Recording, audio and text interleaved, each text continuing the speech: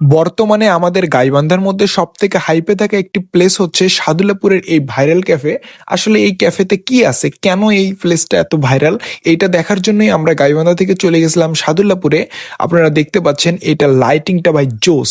এই জোস লাইটিং এর জন্যই জিনিসটা এতটা ভাইরাল হয়েছে। যদিও বা এখানকার খাবারের মান খুব একটা ভালো না, খাবার বলতে শুধুমাত্র চায় পাওয়া যায় আর হচ্ছে চা পোড়া রুটি পাওয়া যায়। যদিও বা এখানে মানে আমরা গেছিলাম যেদিন শুক্রবার, প্রচুর ভিড় ছিল, যে আপনারা ভিডিওতে যেমনটা দেখতে পাচ্ছেন। আমরা সিরিয়ালে পাইনি, লাস্টে যখন সিরিয়াল দিলাম তখন হচ্ছে 122 নম্বর মেবি ছিল। তখন তো আর 122 নম্বর মানে 122 জনকে চা দেওয়ার পর আমাদেরকে দিবে ভাই, এটা কি সম্ভব? তারপর লাস্টে তো আমরা খাইতে পারিনি।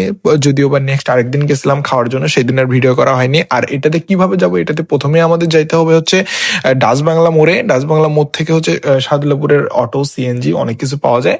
অটোতে চড়ে আপনারা সাদুল্লাপুরে আসলেই দেখতে পারবেন। এটার কোনো নির্দিষ্ট করে কোনো প্লেস বলার নেই, জাস্ট সাদুল্লাপুরে আসলেই সবাই চেনে এই প্লেস ভাই। সাদুল্লাপুরের বাজারেতে এই প্লেসটা। এটাতে যাওয়াটা খুব একটা কঠিন কাজ না। আর এই প্লেসটার মধ্যে সব থেকে মানে পিক সব থেকে সুন্দর হয় ভাই। যারা ছবি লাভার, মানে যারা পিক লাভার, যারা ফটো লাভার, যারা ছবি তুলতে খুব ভালো পছন্দ করেন, তাদের জন্য এই প্লেসটা ভাই পারফেক্ট প্লেস।